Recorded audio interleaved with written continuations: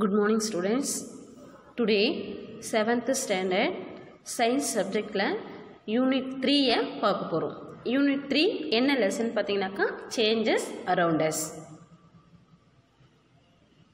அதாவது நம்மள சுற்றி என்னென்ன changes நடக்கும் அப்படினு பாத்தீங்கன்னாக்கா two changes. ஒன்னு வந்துட்டு பாத்தீங்கன்னாக்கா physical changes and then chemical changes. What is physical change?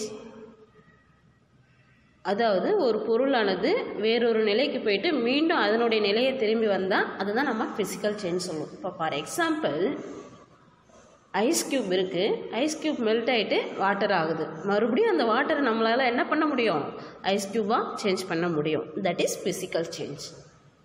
And then chemical சேஞ்ச்னால் என்ன அப்படின்னு பார்த்தீங்கன்னாக்கா ஒரு சப்ஸ்டன்ஸ் அதர் சேஞ்சஸ்க்கு போயிட்டு மறுபடியும் என்ன ஆகுன்னு பார்த்தீங்கன்னாக்கா அதே சப்ஸ்டன்ஸாக சேஞ்ச் ஆகலை அப்படின்னா அதுதான் கெமிக்கல் சேஞ்சஸ். ஃபார் எக்ஸாம்பிள் இப்போ பட்டாசு இருக்குது, பட்டாசு நம்ம பேர்ன் பண்ணுறோம், பட்டாசுலேருந்து என்ன உருவாகும், ஆஷ் உருவாகும். அந்த ஆஷ்லேருந்து மறுபடியும் நம்ம பட்டாசு உருவாக்க முடியுமா, கண்டிப்பாக உருவாக்க முடியாது.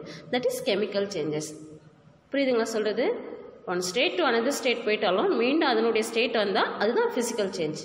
One state to another state போயிட்டு மீண்டும் அதனுடைய ஸ்டேட் வரல அப்படின்னாக்கா தட் இஸ் கெமிக்கல் சேஞ்ச். அதுதான் இந்த லெசனுடைய மெயின் கான்செப்ட். ஸோ இந்த லெசனை பற்றி தான் நம்ம பார்க்க போகிறோம். ஓகேங்களா?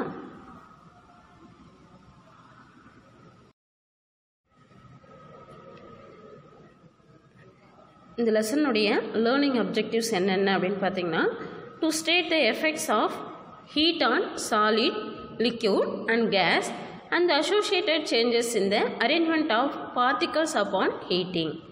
சாலிட், லிக்யூட் அண்ட் கேஸஸை நம்ம ஹீட் பண்ணும்போது அது எப்படி சேஞ்ச் ஆகுது, அதில் இருக்கக்கூடிய பார்ட்டிகல்ஸ் எப்படி வந்துட்டு அரேஞ்ச் ஆகியிருக்கு, லூஸ்லியாக இருக்கா இல்லை க்ளோஸ்டாக இருக்கா அப்படின்றத அண்டர்ஸ்டாண்ட் பண்ணிக்க போகிறீங்க. அதனுடைய ஸ்டேட்ஸை பற்றியும் தெரிஞ்சுக்க போகிறீங்க. Next to differentiate physical change and chemical change on the basis of particle theory. என்ன தேரி? Particle theory. அதாவது துகள் கொள்கையை பேஸ் பண்ணி ஃபிசிக்கல் சேஞ்சஸ்க்கும் அண்ட் தென் கெமிக்கல் சேஞ்சஸ்க்கும் என்னென்ன டிஃப்ரென்ஷியேட் அப்படின்றத அண்டர்ஸ்டாண்ட் பண்ணிக்க போகிறீங்க. Next to involve in experiments crystallizing copper sulphate, melting ice, freezing water, sublimating camphor. இதெல்லாம் ஒரு எக்ஸ்பிரிமெண்ட் செய்து அதில் என்னென்னலாம் இன்வால்வ் ஆகுது அப்படின்றத அண்டர்ஸ்டாண்ட் பண்ணிக்க போகிறீங்க. To identify the process as a physical change or chemical change based on its characteristics. அதாவது ஒரு ப்ராசஸ் நடக்குது, அதனுடைய கேரக்டர்ஸை பேஸ் பண்ணி அது ஃபிசிக்கல் சேஞ்சா இல்லை கெமிக்கல் சேஞ்சா அப்படின்றத ஐடென்டிஃபை பண்ண போகிறீங்க. ஓகேவா? Next to clarify the process of rusting, burning of paper, curdling of milk, reactions of baking soda with lemon juice. இதனுடைய ப்ராசஸ் என்னென்ன அப்படின்றத கிளாரிஃபை பண்ண போகிறீங்க. ஒரு இரும்பு வந்துட்டு அது மேலே துரு பிடிக்குதுன்னா அது காரணம் என்ன, அதை பற்றிலாம் உங்களுக்கு தெரியாது. இந்த லெசனில் தெரிஞ்சுக்க போகிறீங்க. சரிங்களா?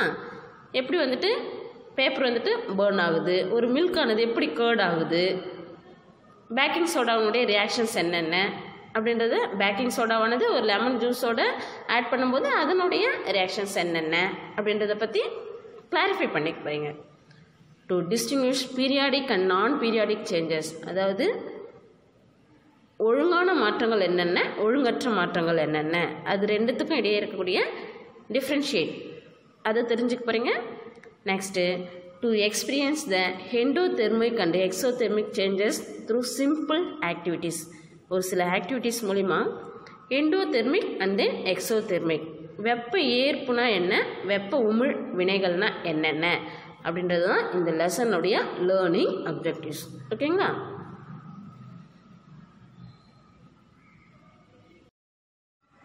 இங்கே பாருங்கள், சாலிட், லிக்யூட் அண்ட் கேஸ் இருக்குது.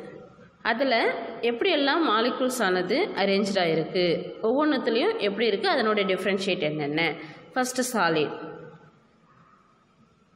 in which particles are very close together. ஒரு சாலிட் ஆப்ஜெக்ட் எடுத்துக்கிட்டால் அதில் இருக்கக்கூடிய பார்ட்டிகல்ஸ் எல்லாம் எப்படி இருக்குன்னு பார்த்தீங்கன்னாக்கா க்ளோஸ்டாக இருக்கும். ஓகேங்களா?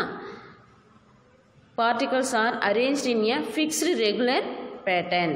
அதாவது அதில் இருக்கக்கூடிய பார்ட்டிகல்ஸ் எல்லாம் ஒரு ஃபிக்ஸ்டு ரெகுலர் பேட்டர்னில் அரேஞ்ச் ஆகிருக்கும். ஓகேங்களா? அங்கே இங்கன்னு இல்லாமல் ஒரு குறிப்பிட்ட ஒரு நெருக்கத்தோடு காணப்படக்கூடியதாக இருக்கும். எந்த ஆப்ஜெக்டில்? சாலிட் ஆப்ஜெக்டில். Next particles can vibrate about their fixed positions. ஒரு சில குறிப்பிட்ட பொசிஷனில் மட்டும்தான் என்ன ஆகும்னு பார்த்தீங்கன்னாக்கா பார்ட்டிகல்ஸ் ஆனது வைப்ரேட் ஆகக்கூடியதாக இருக்கும். ஏன்னா அது எப்படி இருக்குது? வெரி க்ளோஸ்டாக இருக்குது. ஓகேங்களா? நெக்ஸ்ட்டு லிக்யூடில் பார்த்தீங்கன்னா in which particles are close together. இந்த இதில் இருக்கக்கூடிய பார்ட்டிகல்ஸும் க்ளோஸ்டாக தான் இருக்கும். ஆனால் எதோட கம்பேர் பண்ணும்போது லெஸ்ஸாக இருக்குன்னு பார்த்தீங்கன்னாக்கா சாலிடோட கம்பேர் பண்ணும்போது இது லெஸ்ஸாக இருக்கும். ஓகேங்களா? particles are not arranged in a fixed regular pattern. இதில் இருக்கக்கூடிய பார்ட்டிகல்ஸ் ஆனது ஒரு ஃபிக்ஸ்டாக அரேஞ்ச் பண்ண இல்லை. ஓகேங்களா? particles are able to slide past one another. அது ஒன்று இன்னொன்றத்தோட என்ன ஆகுன்னு பார்த்தீங்கன்னாக்கா ஸ்லைட் ஆகிறதுக்கு வாய்ப்புகள் இருக்குது. அதனால தான் நான் ஏற்கனவே சொல்லிட்டேன், சாலிடோட கம்பேர் பண்ணும்போது இதனுடைய பார்ட்டிகல்ஸ் ஆனது வெரி லூஸ்லியாக இருக்கும். ஓகேங்களா? Next gases. particles are far apart from each others. அதில் இருக்கக்கூடிய பார்ட்டிகல்ஸ் வந்துட்டு ரொம்ப தூரத்தில் காணப்படக்கூடியதாக இருக்கும். அதிலே கொடுத்துருக்காங்க பாருங்கள் மேலே அந்த ப்ளூ கலரில் இருக்கு இல்லையா, அதுதான் particles. That means atoms. particles are not arranged in fixed regular patterns. இதுலேயும் பார்ட்டிகல்ஸ் ஆனது ஒரு ஃபிக்ஸ்டு ரெகுலர் பேட்டர்னில் அரேஞ்ச் பண்ணிடல, ஏன்னா அங்கங்கே இருக்குது.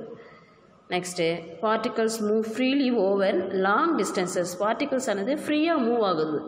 ஏன்னா அங்கே ஒரு பார்ட்டிகல்ஸ் இங்கே ஒரு பார்ட்டிகல்ஸ் சொல்லிட்டு ஒரு லாங் டிஸ்டன்ஸில் இது ப்ரெசென்ட் ஆகியிருக்கிறதுனால ஃப்ரீயாக மூவ் ஆகிட்டு இருக்கு. க்ளோஸ்டாக இருந்தால் தான் என்ன பண்ண முடியாது? ஃப்ரீயாக மூவ் ஆக முடியாது இல்லைங்களா?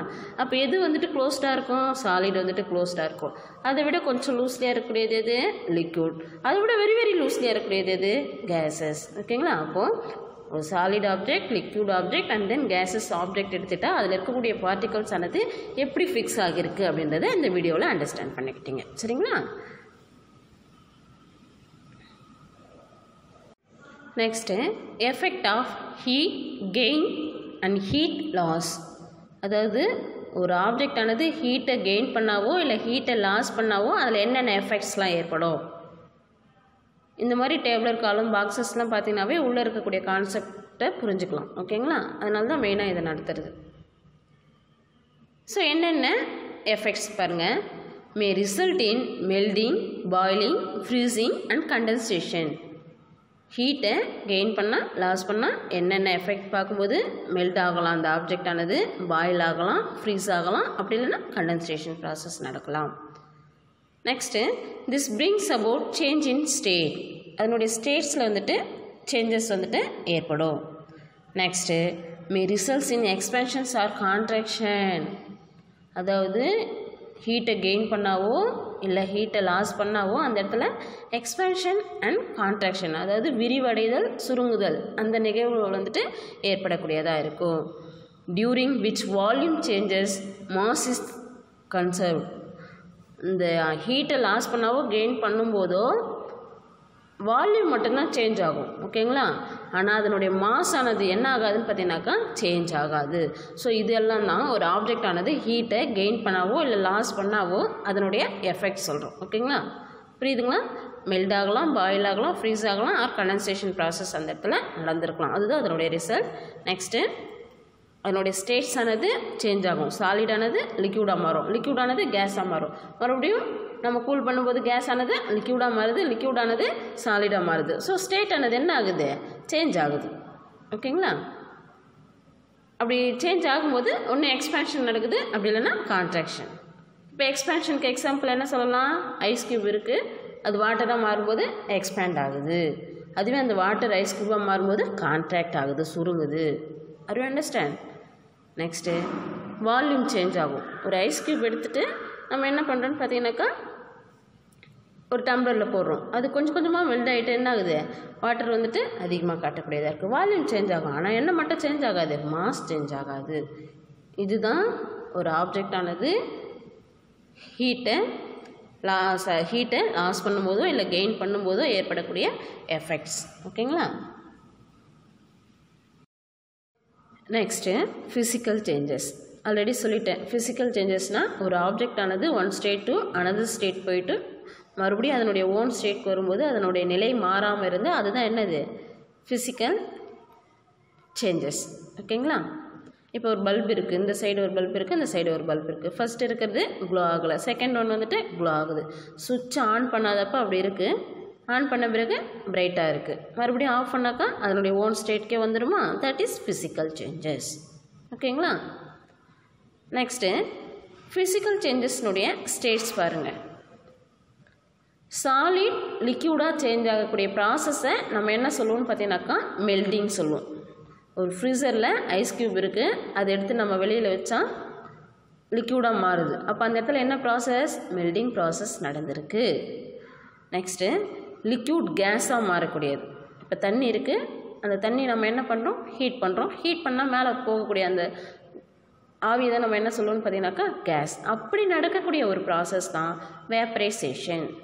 நெக்ஸ்ட்டு லிக்யூட் வந்துட்டு சாலிடாக மாறக்கூடியது. நம்ம ஒரு டம்ளரில் தண்ணி ஊற்றி கொண்டு போயிட்டு ஃப்ரீசரில் வைக்கிறோம். அப்படி ஃப்ரீசரில் வைக்கும்போது லிக்யூட் என்னவாக மாறிடும்? சாலிடாக மாறிடும். அந்த மாதிரி நடக்கக்கூடிய ப்ராசஸை ஃப்ரீசிங் ப்ராசஸ் சொல்லுவோம். Next gas to liquid. Gas வந்துட்டு லிக்யூடாக மாறக்கூடிய ப்ராசஸ் வந்துட்டு கண்டென்சேஷன். கேஸ் எப்படி மிஸ் லிக்யூடாக மாறும் அப்படின்னு கேட்கலாம். வீட்டில் அம்மா குக் பண்ணும்போது பாருங்கள், இப்போது வாட்டரை வந்துட்டு ஹீட் பண்ணுறோம். வாட்டரை ஹீட் பண்ணும்போது அந்த பாத்திரத்து மேலே என்ன செய்கிறீங்கன்னு பார்த்தீங்கன்னாக்கா ஒரு பிளேட்டை இன்வெர்ட் பண்ணி போட்டுடுறீங்க, தலைகீழாக கவிழ்த்து வச்சுடுறீங்க. ஓகேவா? நல்லா ஹீட் பண்ணுறீங்க, வாட்டர் நல்லா பாயில் ஆகுது. பாயில் ஆகும்போது அந்த கேஸ் ஆனது அந்த பிளேட் மேலே போயிட்டு போடும். அதுக்கப்புறம் நீங்கள் ஹீட் பண்ணுறதை ஆஃப் பண்ணிவிட்டு கொஞ்சம் நேரம் பொறுத்து அந்த பிளேட் எடுத்து பார்த்திங்கன்னா போன கேஸ் எல்லாமே வந்துட்டு வாட்டராக சேஞ்ச் ஆகிருக்கும். அந்த மாதிரி நடக்கக்கூடிய ப்ராசஸ் தான் நம்ம என்ன சொல்லுவோம்னு பார்த்தீங்கன்னாக்கா கண்டென்சேஷன் சொல்லுவோம். Are you understand? Next solid to gas sublimation. சப்ளிமேஷன்னா பதங்கமாதல். இப்போ ஒரு கற்பூரம் இருக்குது, கற்பூரத்தை எடுத்து வெளியே வச்சுட்டிங்கன்னா அது லிக்யூட் ஸ்டேட் போகாமல் டைரெக்டாக என்ன ஸ்டேட் கன்வெர்ட் ஆகுதுன்னு பார்த்தீங்கன்னாக்கா கேஷஸ் ஸ்டேட்க்கு கன்வெர்ட் ஆகுது. அந்த மாதிரி நடக்கக்கூடிய ஒரு ப்ராசஸை தான் நம்ம என்ன சொல்லுவோம்னு பார்த்தீங்கன்னாக்கா சப்ளிமேஷன் சொல்லுவோம். அப்போ ஃபிசிக்கல் சேஞ்சஸ்னால் என்ன, அதனுடைய ஸ்டேட்ஸ் என்னென்ன அப்படின்றத ஈஸியாக அண்டர்ஸ்டாண்ட் பண்ணிக்கிட்டிங்களா? கீழே இருக்க எக்ஸ்பிளைன் பண்ணியிருக்கிறது எல்லாமே இந்த ஒரே பேராகிராஃபில் நான் சொல்லிட்டேன். சரிங்களா?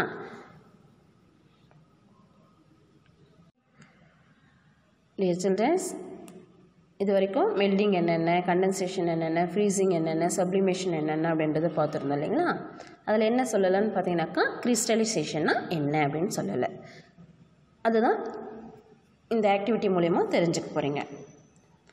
கிறிஸ்டலைசிங் காப்பர் சல்ஃபேட். காப்பர் சல்ஃபேட்டை பேஸ் பண்ணி கிறிஸ்டலைசேஷன் ப்ராசஸ் எப்படி நடக்கும் அப்படின்றத தெரிஞ்சுக்க போகிறோம்.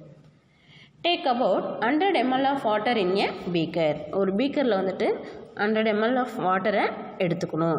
ஓகேங்களா? அது என்ன செய்கிறோன்னு பார்த்தீங்கன்னாக்கா heat the water over a burner till it boils. அந்த வாட்டரை நல்லா பாயில் பண்ணணும். அதுக்கப்புறம் ஆட் இம்பியூர் காப்பர் சல்ஃபேட். என்ன copper sulphate? Impure copper sulphate. தூய்மையற்ற காப்பர் சல்ஃபேட்டை நம்ம அந்த வாட்டரில் ஆட் பண்ணணும். ஓகேங்களா? To the hot water with constant string. அந்த காப்பர் சல்ஃபேட்டை ஆட் பண்ணிக்கிட்டே நம்ம நல்லா என்ன பண்ணணும், அந்த வாட்டரில் ஸ்டிர் பண்ணிக்கிட்டே இருக்கணும், கலக்கிக்கிட்டே இருக்கணும். Continue to add copper sulphate till the solutions take up the added copper sulphate. That is, the added copper sulfate will not dissolve anymore. அதாவது அந்த தண்ணியில் எவ்வளோ காப்பர் சல்ஃபேட்டை நம்ம வந்துட்டு ஸ்டிர் பண்ண முடியுமோ அவ்வளோ காப்பர் சல்ஃபேட்டை கொஞ்சம் கொஞ்சமாக ஆட் பண்ணிகிட்டே வரோம். ஓகேங்களா? ஒரு குறிப்பிட்ட ஸ்டேஜ் போன பிறகு அதில் என்ன ஆகலைன்னு பார்த்தீங்கன்னாக்கா காப்பர் சல்ஃபேட்டானது டிசால்வ் ஆகாமல் இருக்கும். ஓகேங்களா? அதுக்கப்புறம் filter the contents on a glass plate and allow it to cool. அந்த கரையாதது அப்படி நிற்கும் இல்லைங்களா அந்த பீக்கரில், அதை எடுத்து ஒரு பிளேட்டில் நம்ம ஊற்றி கூல் பண்ணணும். You good see crystals of copper sulfate in a few hours. கொஞ்ச நேரத்தில் அந்த பிளேட்டில் காப்பர் சல்ஃபேட்டை உங்களால் பார்க்க முடியும். இப்படி நம்ம போட்ட காப்பர் சல்ஃபேட்டானது கரையாமல் அப்படியே நமக்கு வந்துட்டு கிடச்சிருக்கு அப்படின்னாக்கா அதுதான் என்ன அப்படின்னு சொல்லிட்டு பார்த்தீங்கன்னாக்கா கிறிஸ்டலைசேஷன் ப்ராசஸ், படிகமாக்குதல் அப்படின்னு சொல்லிட்டு சொல்லக்கூடியது. சரிங்களா?